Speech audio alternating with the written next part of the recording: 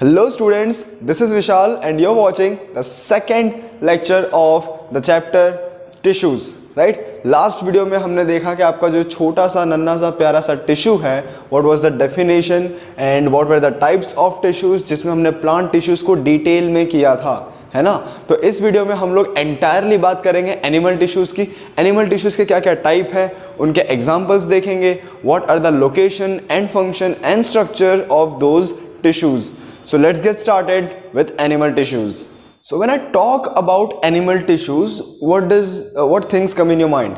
Like हम लोग जो मूवमेंट करते हैं, ठीक है, हमारा ब्लड जो पूरे बॉडी में फ्लो होता है, we are able to walk, we are able to talk, do many activities.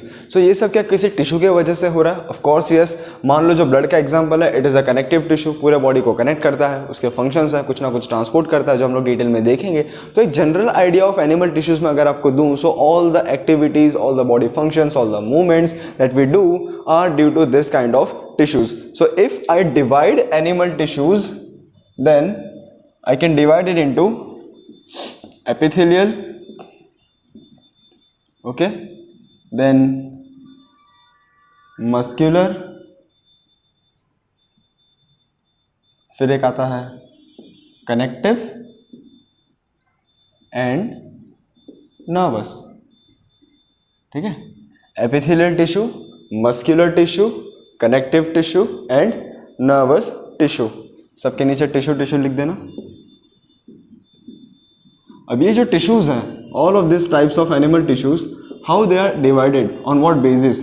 So basis of classification या तो फिर the criteria on which we divided these animal tissue into different groups. तो देखो आप लोग एक बार नाम देखो, एपिथेलियल, मस्कुलर, कनेक्टिव, नर्वस। तो सभी का अलग अलग स्ट्रक्चर होगा, सभी का अलग अलग फंक्शन भी होगा। So here the basis of classification will be structure, location भी आएगा इसमें क्योंकि सबका लोकेशन भी अलग अलग है, एंड फंक्शन। यानी ओवरऑल इन सारे क्राइटेरियाज को लेकर के हमने इनको अलग अलग पार्ट में डिवाइड कर दिया। अब एक जनरल सा इंट्रोडक्शन आइडिया दे देता हूं मैं। तो एपिथेलियल टिश्यू जो है, इसका जो मेन काम है दैट इज प्रोटेक्शन, ठीक है। These are the overlying tissues and इनका काम होता है मेन प्रोटेक्शन। मस्कुलर टिश्यू का मेन काम जो होता है दैट इज मूवमेंट। वो किस टाइप के मूवमेंट है, कैसे करेंगे, that I will explain you in detail. Connective tissue का मेन काम है ट्रांसपोर्टेशन, क्योंकि ये भाई कनेक्ट करके रखा है हर किसी को। अब ये भी डिपेंड करता है right on the different types. Nervous tissue का जो है दैट इज रिस्पॉन्स, और it will respond to stimuli, है ना। ये मैसेज को भी ट्रांसपोर्ट करेगा and it will respond to stimuli. So these are the basic functions of this different types of tissue. तो चलिए अब एक एक टिश्यू को एंटायरली डिटेल में देखते हैं। अब मैं आपको ऑलरेडी बोर्ड पे पूरा लिख करके दे दूंगा सारे चीजें, and then I will explain it. क्योंकि अगर मैंने एक एक चीज को लिखते लिखते अगर पढ़ाने गया तो वीडियो बहुत बड़ा बन जाता। That's why I have written them first and I will explain you simultaneously, alright. So as you can see, epithelial tissue, epithelial का मतलब होता है on the outer most layer of the body, यानी किसी भी टिश्यू का या फिर किसी भी ऑर्गेन का या फिर किसी भी ऑर्गेनिज्म का ऊपर का जो भी लेयर होता है, सबसे ऊपर वाला layer, the outermost layer, that is always constituted by epithelial tissue. Now as you can see the number of points, so let's understand them one by one. First one is covering और protective tissues in the animal body, यानी animal के body में जो animal kingdom है उनके body के ऊपर जो कवरिंग वाला लेयर है, जो प्रोटेक्टिव लेयर है, जो प्रोटेक्शन करेगा, कवर तो करेगा ही करेगा क्योंकि वो आउटर मोस्ट लेयर है, एंड प्रोटेक्शन भी देगा, right. That is the epithelial tissue. Now it covers most of the organs and body cavities within the body, yes, again it covers most of the organs and body cavities with in the body. Body के अंदर ही जो organs हैं उनको भी cover करता है, ना कि सिर्फ आउटर मोस्ट लेयर, लेकिन अंदर के जो ऑर्गेन्स हैं उनका भी कवरिंग लेयर बनाएगा कौन? Epithelial tissue. अब यहाँ पे एक वर्ड है cavities. Cavities means hollow space inside the body, है ना, बस आपको इतना याद रखना है। Now they are present on the skin, lining of the mouth, lining of the blood vessels, lung alveoli and kidney tubules. Mouth की लाइनिंग यानी आपका जो बकल कैविटी है, तो अंदर का जितना भी सुपरफिशियल लेयर है ना, जो ऊपर वाला लेयर है, वो एपिथेलियल टिश्यू का है। ब्लड वेसल्स यानी जहाँ जिसमें से आपका ब्लड फ्लो होता है, उसके ऊपर का जो लेयर है that is also epithelial tissue. अब यहाँ पे एक वर्ड है लंग एल्वियोलाई, इसका मतलब आपको नहीं पता। बता देता हूँ। तो जैसे हमारे लंग्स हैं, लंग्स का काम क्या है, जब हम ब्रीथ करते हैं तो एयर का प्यूरिफिकेशन वो करके देता है, राइट। तो लंग्स के अंदर जाते ही it will divide, the trachea will divide into bronchi, है ना, ब्रोंकस जो होता है, फिर ब्रोंकस और छोटे छोटे ब्रांचेस में डिवाइड होगा जो होता है alveoli. So this alveoli are the smallest unit of lungs, ठीक है। And this alveoli air sacs, है ना, AIRSACS, सैक यानी बोरे होते हैं, तो ये एयर सैक्स की तरह होता है जिसके अंदर आपका हवा जो है, जो ऑक्सीजन है या फिर मतलब जो भी मिक्स्ड ब्लड जो अंदर गया, जो मिक्स्ड एयर अंदर गया, वो प्यूरिफाई होगा in this alveoli. So this alveoli is the smallest unit of lungs. And kidney tubules यानी जो भी किडनी के अंदर ट्यूब लाइक स्ट्रक्चर्स हैं वो वहां पे भी वो प्रेजेंट है। Now this tissue are tightly packed and form a continuous sheet like structure, एक दूसरे के एकदम टाइटली पैक्ड है, कॉम्पैक्टली अरेंज्ड है, तो इनके वजह से क्या होगा, the intercellular space is minimum, क्योंकि एक दूसरे के जितने ज्यादा क्लोजली अरेंज्ड होंगे दो सेल के बीच में या फिर टिश्यूज के बीच में बहुत ही कम जगह बचेगी, है ना। So we can conclude that the intercellular spaces is very less. Small amount of cementing material that is matrix. तो क्या आपके बॉडी में सीमेंट है? जी नहीं। सीमेंटिंग मटेरियल मींस व्हाट, जो जोड़ के रखेगा, है ना, एक ग्लू लाइक स्ट्रक्चर या फिर जो उसको जोड़ के रखेगा, है ना, इन द कंबाइंड फॉर्म, तो वो सीमेंटिंग मटेरियल कम है क्योंकि ऑलरेडी ये लोग बहुत टाइटली अरेंज्ड है। अगर दोनों के बीच में इंटरसेल्युलर स्पेसेस ज्यादा होता है ना, मान लो अगर दो सेल ऐसे हैं या फिर दो टिश्यू ऐसे हैं, बराबर, तो इसके बीच में सीमेंटिंग मटेरियल इतने ही अमाउंट का आएगा जितना गैप है। अगर मैं उसको बढ़ा दूं तो और ज्यादा सीमेंटिंग मटेरियल, अगर ये है तो एकदम ही कम सीमेंटिंग मटेरियल है, बराबर। So they are tightly packed with each other, so the cementing material is very less, और उस सीमेंटिंग मटेरियल को बोलते हैं मैट्रिक्स, विच इज इंट्रासेलुलर और intercellular fluid. Permeability of this epithelial tissue play a very important role in regulating the exchange of materials, ठीक है। यानी ये लोग का जो permeability है, they are selectively permeable, right. तो परमिएबिलिटी मतलब क्या, अलाउ करना कि कौन सा जो मटेरियल है वो ट्रांसपोर्ट होगा, कौन सा नहीं होगा, कौन सा उसको थ्रू लाइक अक्रॉस उसके जाएगा नहीं जाएगा। तो ये लोग बॉडी के अंदर भी ट्रांसपोर्ट करते हैं एक ऑर्गन से दूसरे ऑर्गन में, और बॉडी एंड एनवायरनमेंट के बीच में भी इनका कनेक्शन होता है। अब वो कैसे, एग्जाम्पल से मैं आपको समझाता हूँ। मान लो अभी मैं फैन के अंदर हूँ, लाइक फैन है, एसी है, सब है, ठीक है, कोल्ड टेम्परेचर है, एकदम ठंडी में मस्त चिल मार रहे हैं अपने, बराबर। If I suddenly change my surrounding, अगर मैं बाहर जाके धूप में खड़े जाऊं तो मेरा पसीना निकलने लगेगा, बिल्कुल निकलेगा, है ना। वो कैसे हुआ, अब पसीना जो निकला वो सिक्रेट हुआ, या फिर मैं बोल सकता हूँ एक्सक्रीट हुआ, ओके। ये मेरे बॉडी से बाहर आया, तो कैसे आया, मेरे बॉडी के टिश्यूज ने जब एनवायरनमेंट के टेम्परेचर के साथ इंटरेक्शन किया तो उन्होंने एक स्वेट के फॉर्म में सिक्रेशन दिया, ठीक है। तो ये भी क्या हुआ, एक्सचेंज ऑफ मटेरियल्स हुआ, मैंने बाहर का टेम्परेचर सोखा और मेरा स्वेट बाहर गया। So this is the example how they are interacting with the environment. All the epithelial are usually separated by the underlying tissues by an extracellular fibrous basement membrane. Extracellular मतलब क्या, cell के बाहर एक basement membrane है उसके पास। Basement मतलब जो एकदम ऐसा फ्लैट होगा, है ना। मान लो ये मेरा एपिथेलियल टिश्यू है और उसके नीचे एक और टिश्यू की लाइन आ रही है, तो बीच का जो स्पेस है ना, that will be covered by this fibrous basement membrane. Fibrous मतलब बहुत हार्ड स्ट्रक्चर होगा एंड डेड सेल्स का बना होगा। Got it. So this was all about the epithelial tissues. अब structure and function and location and type and shape के basis पे epithelial tissue is also further divided into many types. So let's discover what are those. So students, if I want to divide the epithelial tissue on the basis of its types, structure, function, location, कैसे करेंगे और कौन से होंगे वो, चलो देखते हैं। सबसे पहला जो है इट इज स्क्वैमस एपिथेलियम, ठीक है, स्क्वैमस एपिथेलियम। फिर आता है आपका stratified epithelium, stratified epithelium. Then it is cuboidal epithelium, right, and then comes columnar epithelium,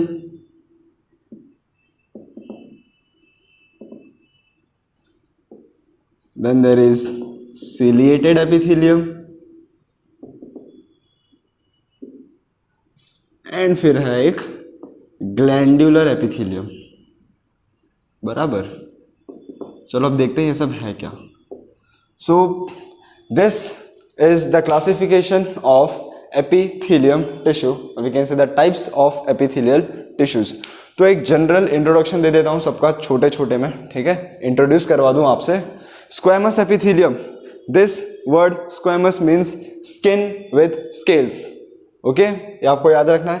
and it consist of single layer of epithelial tissue, single layer है ना, एक ही layer का टिश्यू है ये। अब अगर इसको मैं मैनी लेयर्स कर दूं तो उसको हम बोलेंगे स्ट्रेटिफाइड एपिथेलियम, ओके। स्क्वैमस को ही मॉडिफाई करके अगर मैं एक से ज्यादा लेयर बना देता हूं तो उसका नाम हो जाएगा स्ट्रेटिफाइड एपिथेलियम। अब क्यूबॉइडल एपिथेलियम, अभी जो क्यूबॉइडल लिखा है इसका आप क्यूब पकड़ो पहले।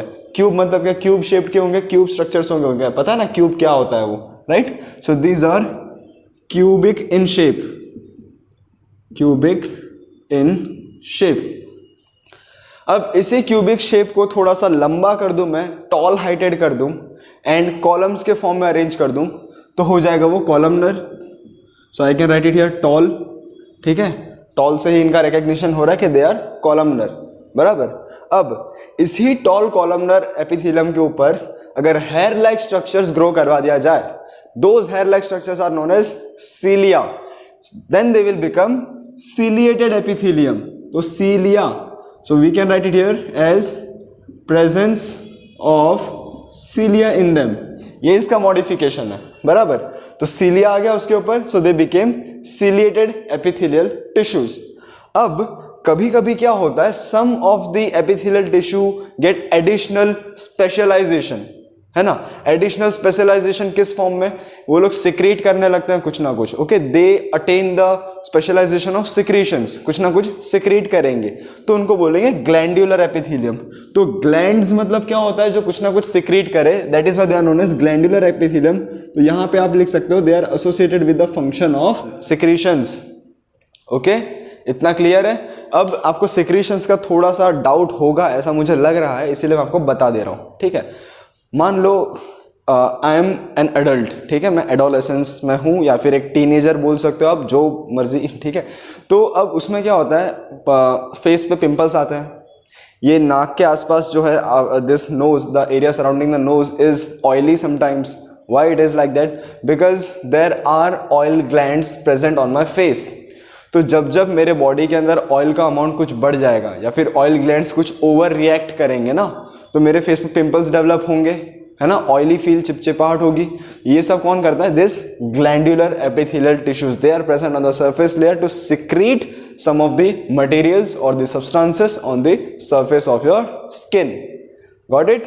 तो इन सभी का जनरल इंट्रोडक्शन मैंने बता दिया है। अब एक एक करके सबकी कुंडली निकाली जाए, है ना, बने रहिए। Students, whenever you write about any of the tissues, the three things must be mentioned compulsory। पहला है उसका स्ट्रक्चर, दूसरा उसका फंक्शन एंड तीसरा उसका लोकेशन। तो structure, function and location, this three things must be mentioned in your answer. हमेशा याद रखना, अगर इसमें से कुछ भी छूटा है तो मार्क्स कटेगा, बिल्कुल कटेगा। चलो, तो स्क्वैमस एपिथेलियम को देखते हैं सबसे पहले, राइट। स्ट्रक्चर इसका है the single layer of flat sales. Flat यानी उसका एक स्ट्रक्चर बता दिया गया यहाँ पे कि फ्लैट है ना, एकदम like flat as a floor.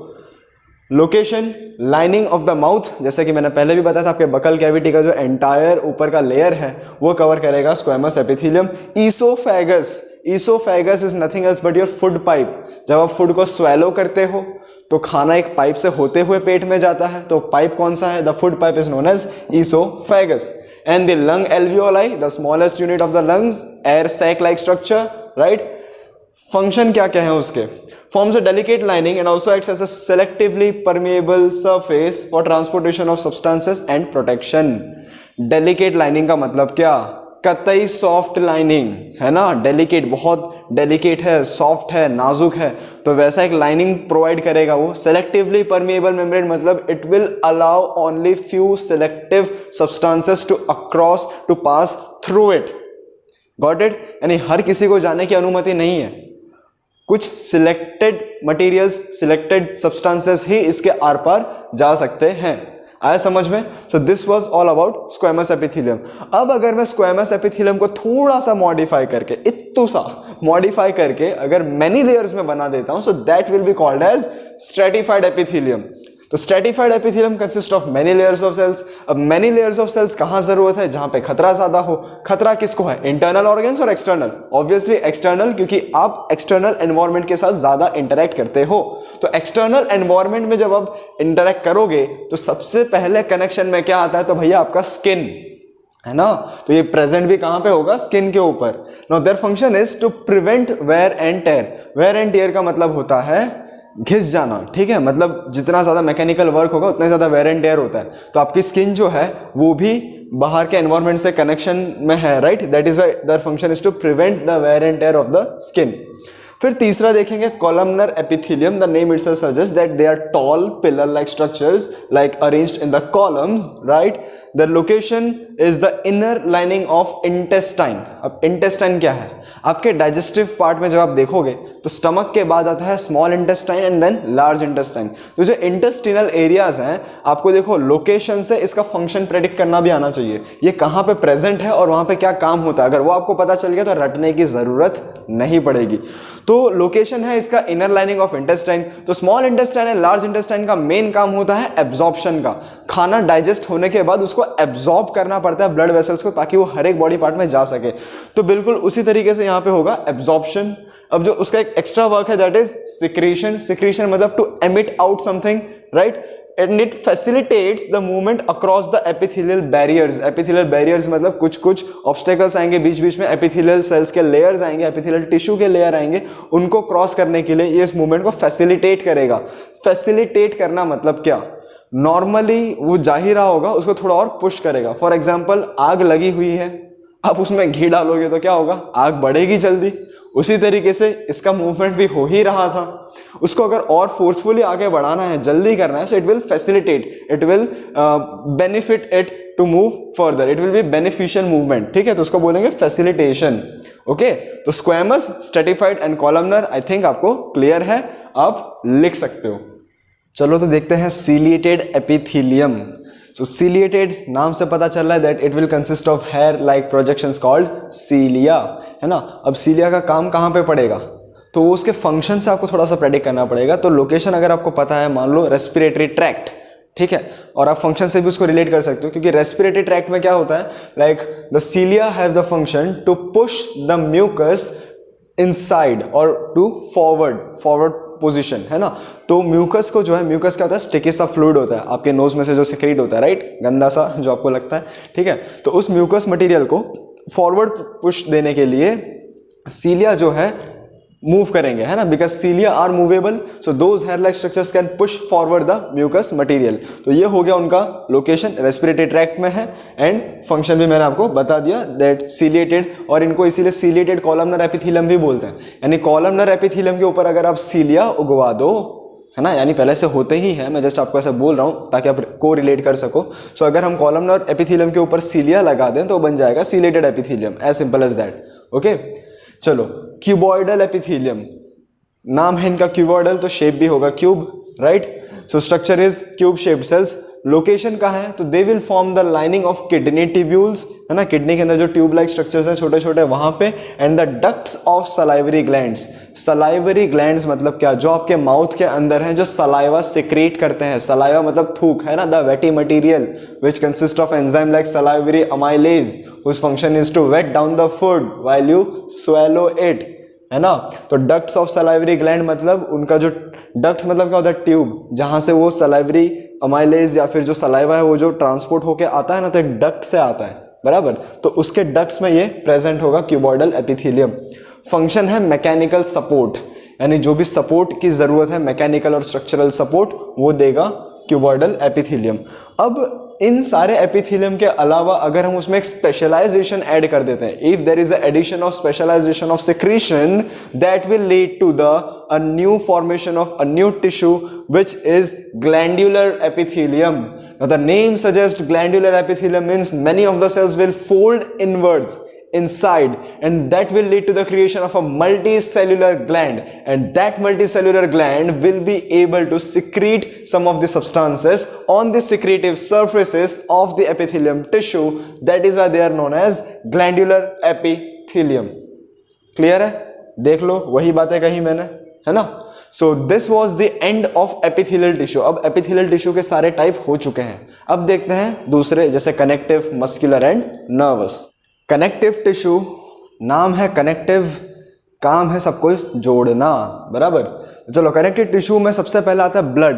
What is the definition of blood? So blood is a red coloured fluid connective tissue. Repeat करते हैं, red coloured fluid connective tissue. Okay, तो ब्लड के सेल्स कैसे हैं? They are loosely spaced and embedded in an intercellular matrix. तो ये लोग present कहाँ पे होते हैं भाई? इंटरसेल्युलर मैट्रिक्स में। यानी एक तो लूजली स्पेस्ड है, यानी इन दोनों बहुत ज्यादा कॉम्पैक्ट नहीं है, तभी तो एकदम फ्लूइड है ना, एकदम पानी की तरह। पानी से थोड़ा डेंस है आई नो, बट पानी की तरह, right. And they are present in the intercellular matrix. दो सेल के बीच की जो जगह है वहां पे वो प्रेजेंट होते हैं। मैट्रिक्स में भी जेली लाइक, फ्लूइड, डेंस और रिजिड। और वो जो फ्लूइड मैट्रिक्स है वो कैसा हो सकता है? जेली लाइक हो सकता है, ठीक है। उसके बाद फ्लूइड, टोटली पानी जैसा। डेंस, अब डेंस का मतलब होता है गाढ़ापन। मान लो अगर मैं आपको एग्जांपल दे रहा हूं, पानी and honey, okay, water and honey, दोनों के बीच का फर्क पता चलता है ना। हनी थोड़ा गाढ़ा है, उसी को बोलते हैं डेंस। और रिजिड यानी totally hard. Now the blood constitutes of plasma and cell components, जिसमें प्लाज्मा जो है 55% ऑफ द ब्लड का जो अमाउंट है वो ऑक्यूपाई करता है, एंड सेल रिमेनिंग 45% ऑक्यूपाई करता है। प्लाज्मा में क्या प्रेजेंट होता है? पहली बात ये समझो कि प्लाज्मा है क्या।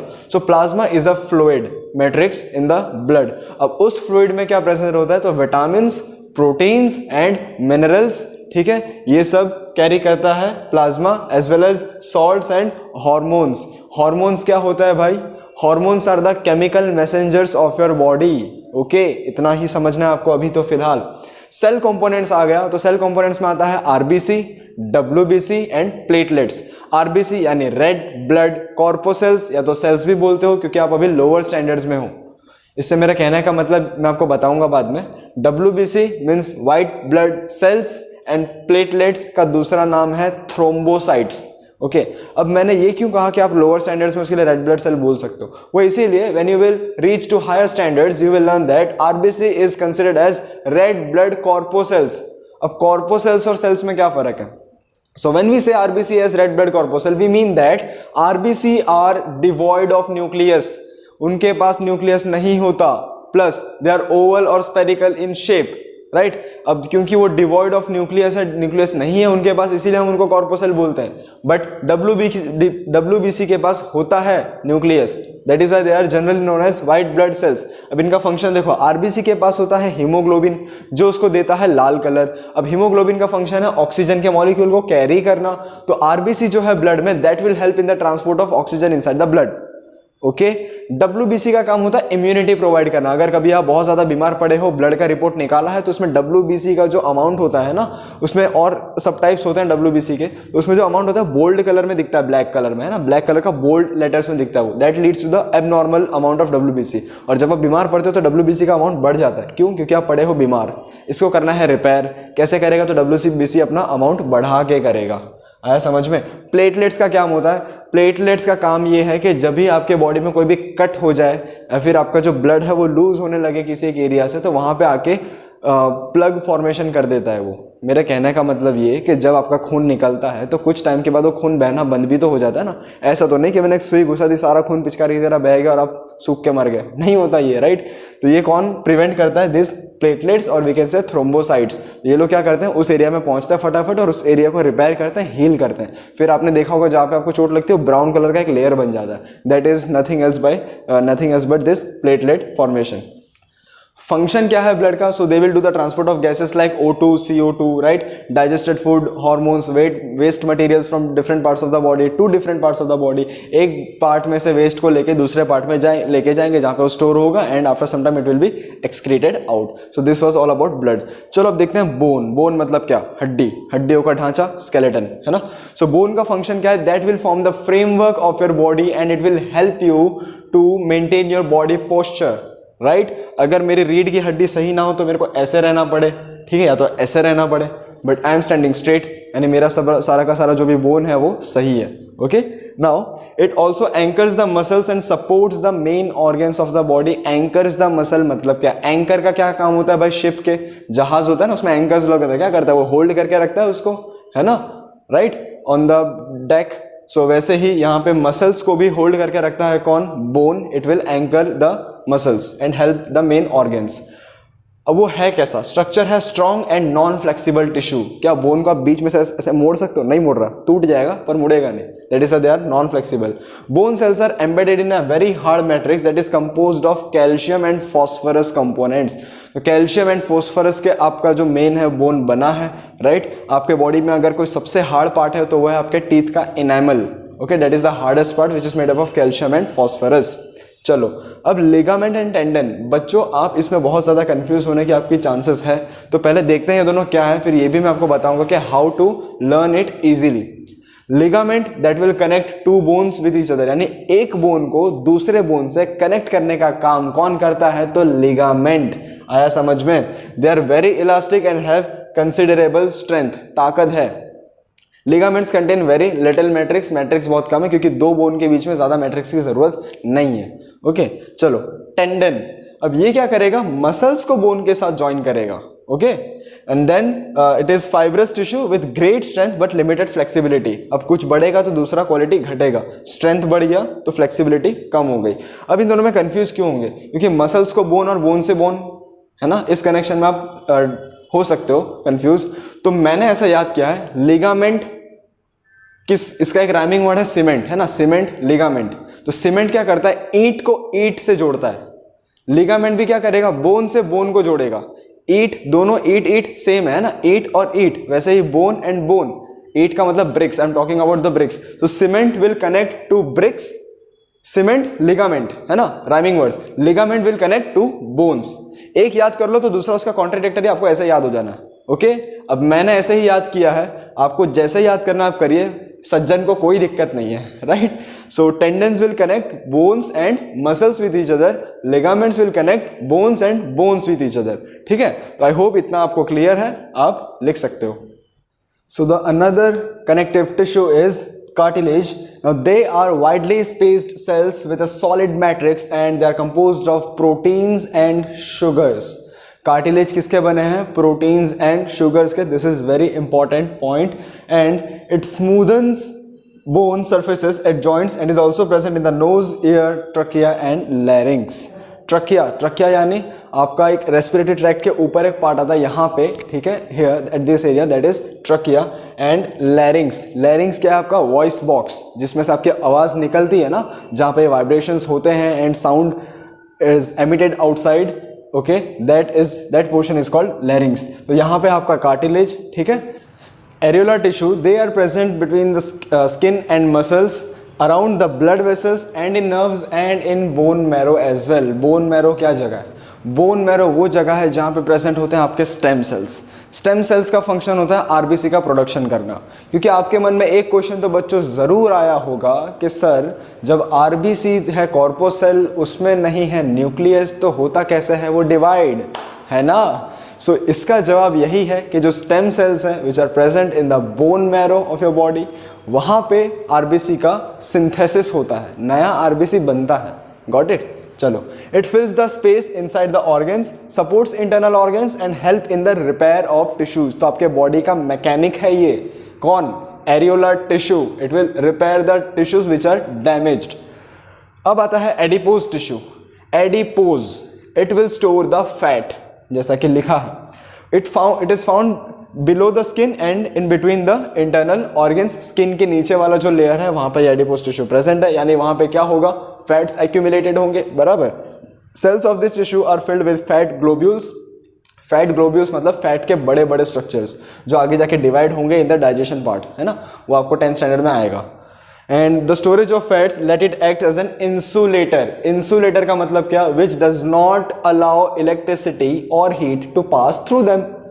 तो हमारे बॉडी को कौन सा हमको इलेक्ट्रिसिटी के तार घुसा के दूसरे बाजू से इलेक्ट्रिसिटी निकालने? नहीं. But we do have the function to respond to the stimuli. And how do we do that? By the transmission of nerve signals और chemical signals. तो nerve signals और chemical signals को ये obstruct कर सकता है. Accumulation of fats which will act as an insulator. अब sir ने insulator या फिर nerve signal, chemical signal ये सब की बात क्यों की? क्योंकि ये आएगा nervous tissue में. ओके, चलो तो देखते हैं muscular टिश्यू को, है ना, कहाँ प्रेजेंट होगा, तो मसल्स में, वेरी ऑब्वियस। मैं बाइसेप्स और ट्राइसेप्स की बात नहीं कर रहा, जनरल मसल्स जो हर एक के बॉडी में प्रेजेंट होता है, ठीक है। तो they consist of elongated cells and are also known as fibres. अब इलोंगेटेड सेल्स का मतलब होता है नॉर्मल साइज से थोड़ा बढ़कर, okay, that is why it is written there they consist of elongated cells and also known as fibers. They are responsible for movement in our body. अब हमारे बॉडी में कोई भी मूवमेंट हो, किसी भी तरीके का हो, at any time, anywhere, with anyone, with any kind of movements, है ना, that will be done by this muscular tissue. Now they have special proteins which are known as contractile proteins and that are present which contract and relax to cause movement. इसे कहते हैं contraction, इसे कहते हैं relaxation. मतलब muscles की बात कर रहा हूँ, अगर ये मसल है, अगर ऐसे क्लोज आ गया तो कॉन्ट्रैक्ट, ये रिलैक्स, ओके। तो for example this is my hand, this, अब ये मैंने मूवमेंट किया तो मेरे अंदर के जो टिश्यूज है वो कॉन्ट्रैक्ट हुए, अब छोड़ दिया तो अंदर वाले टिश्यूज रिलैक्स हो गए, ओके, इस तरीके से। Now they are divided further into voluntary and involuntary. अब ये किस बेसिस पे हुआ, either we can control them और they are doing their movement by their own self, यानी हम उसे कंट्रोल नहीं कर सकते। तो जिसे आप कंट्रोल करोगे वो है वॉलेंटरी मसल्स, जिसे आप कंट्रोल नहीं कर सकते वो है involuntary muscles. Got it? Voluntary muscles का दूसरा नाम है स्केलेटल मसल। क्यों? क्योंकि ये मोस्टली स्केलेटन सिस्टम से अटैच्ड है एंड ये आपके बस में है। फॉर एग्जाम्पल मुझे अगर मेरे हैंड का मूवमेंट करना है तो ये मेरी मर्जी से हो रहा है ना, ओके, तो this is in my control, that is why it is known as voluntary muscles. And the another term is striated muscles. Striated muscles क्यों बोला गया इनको? When you will see them under the microscope you will find that they have some dark and light bands on them. Bands का मतलब कुछ strips बने होंगे, एक डार्क एक लाइट, एक डार्क एक लाइट, ठीक है। तो इसी वजह से उसमें जब स्ट्रिप्स बन गए तो इनको इसीलिए नाम दिया गया, they are striated muscles. Some of this striations are found on their structure. The cells are long, cylindrical, unbranched multinuclei and muscles are in our control. नवाबी देख रहे हो इसकी, है ना। तो ये कॉलेज का वो लौंडा है जिसे पढ़ने में भी अच्छे मार्क्स आते हैं, like he is good in studies, sports में भी आगे है, सिंगिंग, डांसिंग, प्रोएक्टिव है, सारे फंक्शंस है भाई हमारे कंट्रोल में है। सेल्स इलोंगेटेड है, सिलेंड्रिकल है, अनब्रांच्ड है, मल्टी न्यूक्लिएट है। मल्टी न्यूक्लियाई मतलब एक से ज्यादा न्यूक्लियस है। All right, so that is why this is voluntary muscles which is totally in our control. अब है involuntary muscles.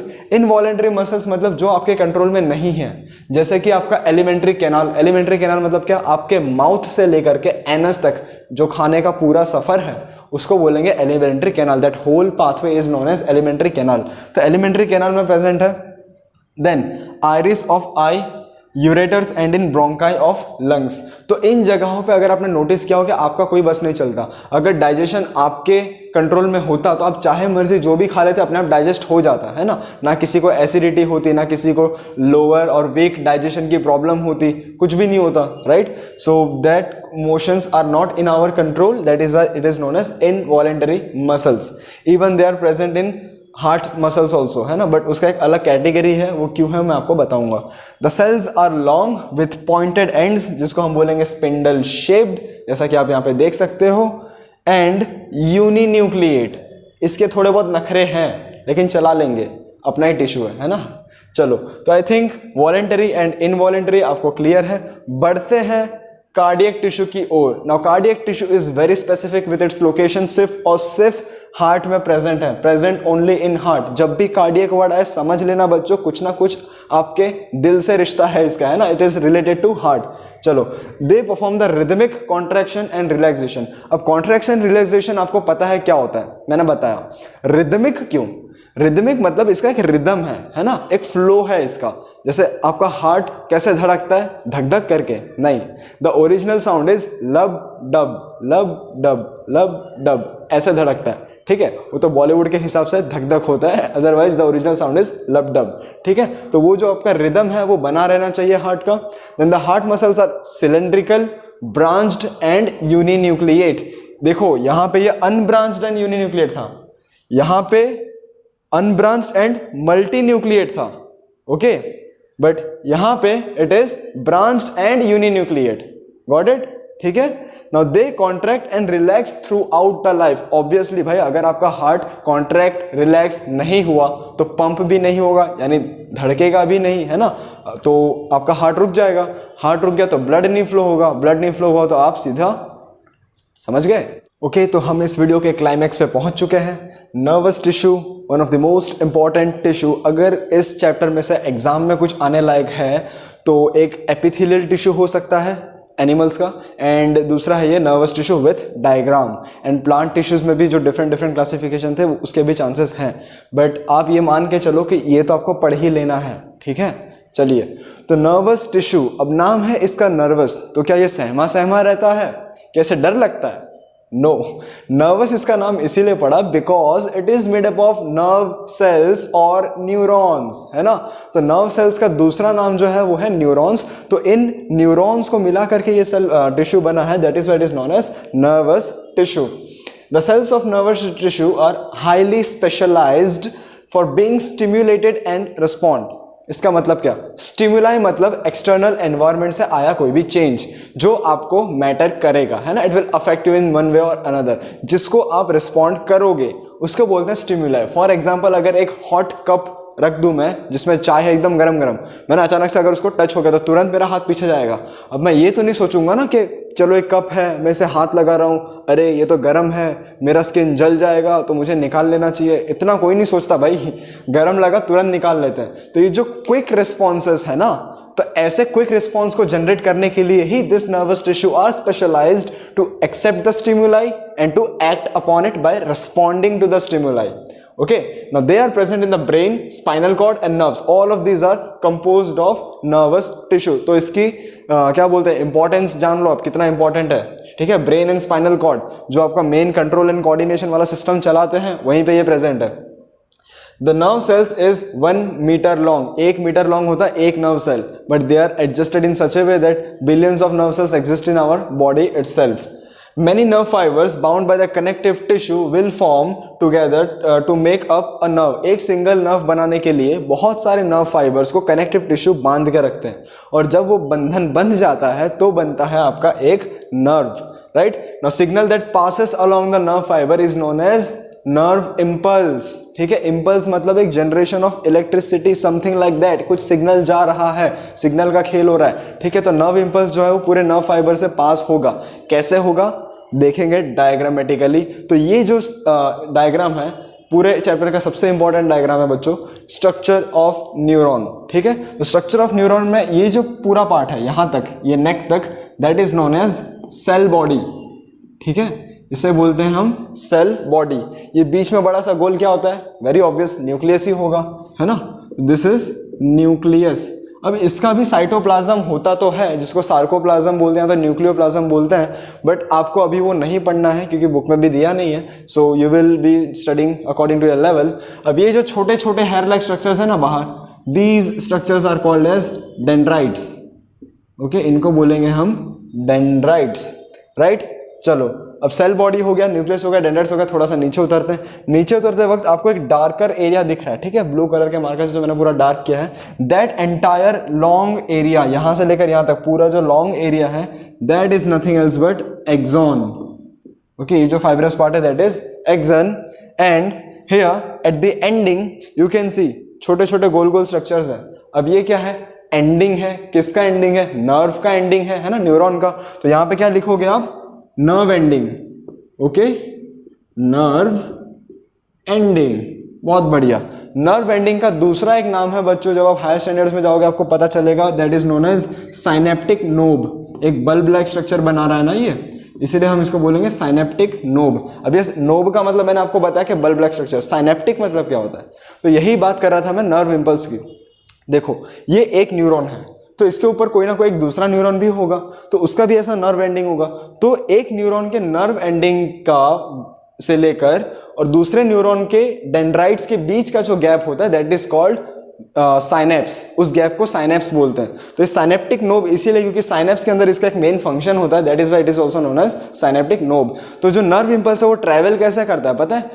इसका जो डेंड्राइट्स है और ऊपर वाले का जो साइनेप्टिक नोब है, दूसरे का एक्सॉन, इसका डेंड्राइट, क्योंकि एक्सॉन तो आखिर तक जा ही रहा है, वो इसको सिग्नल देगा, इसको सिग्नल देगा, फिर ये पूरा सिग्नल ट्रांसमिट होकर फिर आगे सिग्नल जाएगा।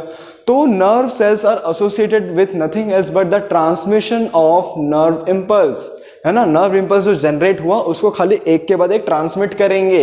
मान लो मैंने जो हॉट कप को छुआ, मेरा नर्व इम्पल्स इतना स्पीड से जाएगा, इतने विद इन सेकेंड्स वो ब्रेन को मैसेज देगा कि भाई गर्म है, इसको बोल हाथ हटा नहीं तो जल जाएगा, और मेरा ब्रेन तुरंत दूसरा नर्व सिग्नल भेजेगा मेरे मस्कुलर टिश्यू को, तब मेरे मसल्स अपने आप हट जाएंगे।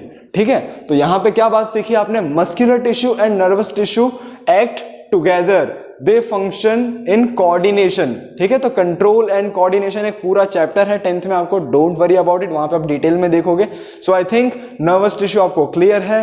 This was the end of the video students. Nervous tissue खत्म हो चुका है, बाकी सारे टिश्यूज के साथ animal tissue is completed here. We will discuss plant hormones and animal hormones in the next video. I hope you have liked it. Thank you so much for watching it.